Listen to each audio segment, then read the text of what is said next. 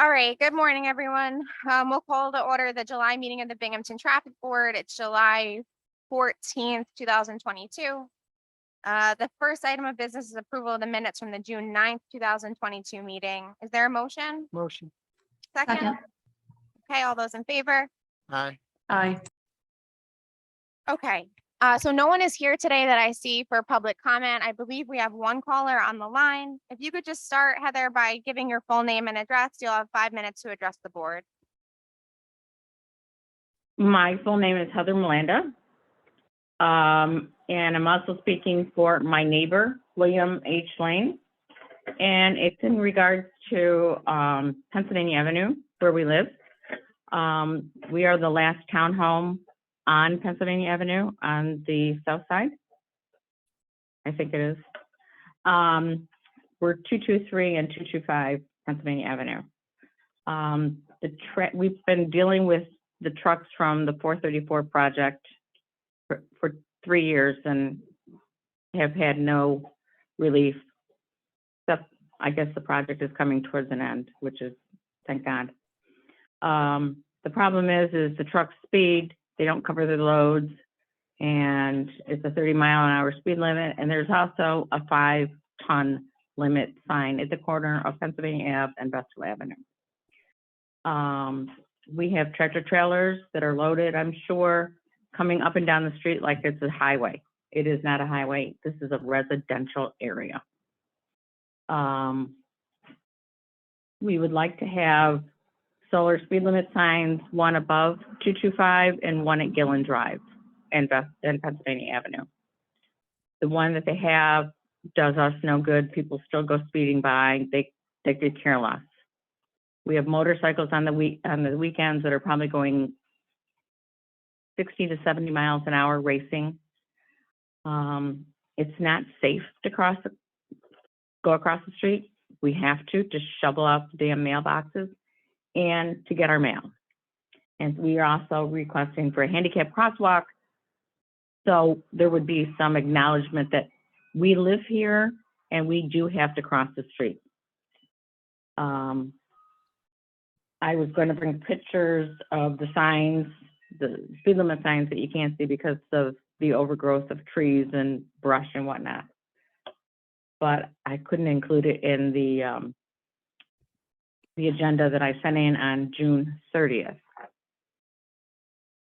So kind of looking to see what was said, done, because I didn't know that y'all had talked about it.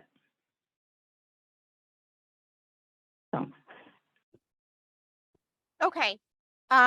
So as I said briefly before we got started, thank you for coming today. This portion of the meeting is the public comment meeting. So it's an opportunity for residents to address the board. It's not really a back and forth dialogue, but there are minutes that we just approved that if they're not on the website now, will be after this meeting, that talk about 223 Pennsylvania Avenue. It was discussed at the June board meeting. The traffic division recommended and the board approved some additional speed limit signage to go up there. And the traffic division officer also gave an update on some enforcement efforts that have been happening in that area and will continue to happen as the division's time allows. So Ms. Melanda, if you want to, that meeting's also on YouTube. You're welcome to look at it after this meeting. And the minutes are on there as well. So we appreciate you calling in today. I'm just taken by surprise because I sent this in June 30th. I expected this to go to the July meeting, not the June meeting. It was discussed at the June meeting after it had been on the May agenda and discussed there following a traffic board application. So it was a follow-up to that meeting. Okay. So do you have the submission that I put in? Yes, we do. So not every submission gets on the traffic board agenda. So like I said, you're welcome to come and talk during the public comment section. This item was addressed at the June meeting. Okay. Okay, and I don't see anyone else on the line. Bob, do you have anyone else calling in for public comment? Okay. All right, so at this time then, we can close the public comment portion of the meeting. Okay. So the next order of business then is the traffic board determinations. We only have two here on the agenda today. The first one is a holdover from the last meeting. It's Court and State Street, requested review of additional parking for delivery drop-off spots. This request came from Mr. Khan, who's a downtown business owner, who has a restaurant and a couple of other businesses on that corner. Dan, could you give us the update on this?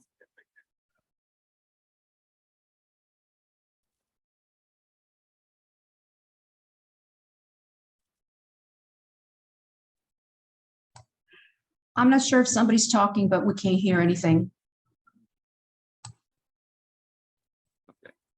Thank you. Okay, thanks.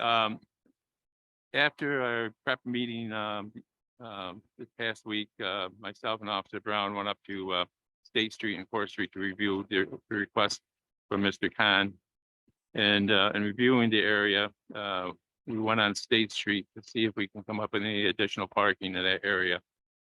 And in doing so, we're able to come up with 2 additional parking spots and, actually move the loading zone closer to the Court Street, State Street intersection, which would be more convenient for delivery and pickup from the restaurant at that location. So what we did is we went through the traffic code book and deleted the sections that would be affected. The no parking anytime zone, the loading zone, the kiosk parking meter zone, and the handicap parking zone. And then we updated them with the new insert and for the no parking, loading zone, kiosk, and handicap parking. And like I said, we're able to come up with 2 additional parking spaces on that street, as well as actually a longer loading zone. It gives an extra 8 or 9 feet of loading zone, plus it is, like I said, it's closer to the entrance of the building. So on that State Street side, we were able to accommodate what he was requesting. On the Court Street side, however, we because of the right-hand turn that they're being part of the US Route 11, we did not make any changes there at all. Right now, the first what is it, 90 some feet, I'm sorry, 105 feet zone is no parking. That's the turn lane there. And then after that, we have 5 diagonal parking spaces. And those 5 diagonal parking spaces are marked as 30-minute zones. We did have a request to maybe review them and possibly make them 15-minute zones. But we felt that, 15-minute difference between the 2 zones, not going to make that much of a difference. So we left them at 30 minutes at this time. And if down the road, we feel that we, want to readdress it, we can probably readdress it then, but it's, with what we come up with as additional parking and what we, have available for them on Court Street, we feel that should be sufficient enough to allow them to conduct their business. We also had an add-on item that just came about by one of our parking enforcement officers at Commercial Alley, which is the street part of it. There's signs missing. There used to be a loading zone sign on the south side of Commercial Alley from 30 feet east of State Street to about 80 feet east. And those signs disappeared or knocked down, or they were deleted. I'm not sure. We're doing some research, but that also be available as a good loading zone area for them. So we're going to follow up on that and make a presentation on that for the next meeting to see if the signs are still supposed to be there or not, but they are missing or they were deleted. Okay, so that portion of this, the commercial alley signage we'll have on for the August Yep. agenda. Okay, great. And then for the review of parking, it sounds like it's the determination of the traffic division. Is it adding 2 on-street parking spaces on State Street? and moving the existing loading zone there. Moving the existing loading zone closer to the entrance of the Okay. building. Does anyone have any questions or discussion on this? Okay, then we can look for a motion to adopt the recommendation of the traffic division to add those 2 on-street parking spaces and move the loading zone as Dan has outlined. Is there a motion? All those in favor? Aye. Any opposed? Okay, that passes. Thank you, Dan. Okay, the next one is 5 Pine Street. This is a requested review, of adding a driveway curb cut between 3 and 5 Pine Street. Can you fill us in on this one, Dan? Yes, I can. In reviewing the area that was requested, it appears that that there is a driveway cut for number 3 Pine Street, but not number 5 Pine Street. We went back to the maps and the 2012 image. It shows back when the parking meters were on that street. They were redeveloping in one of the homes there, number 3 Pine Street. And they put a driveway cut in there. But there was nothing there for number 5 Pine Street, which was the parking spot location. In 2019, an updated picture shows it still being the same way. That the driveway cut is there for 203, for 3 Pine Street, but not for 5 Pine Street. And so I don't know when or what example that can be presented that shows that there was ever a driveway cut for number 5 Pine Street. But based on what we have, it appears that number 3 is encroaching on number 5. I'm sorry, number 5 is encroaching number 3's property to get in and out of his property there, and it looks like it's not wide enough to to handle this putting a driveway cut there, unless the 2 property owners get together and come up with some kind of agreement, to have a joint driveway custody, I guess is what you'd want to call it, or something along that line.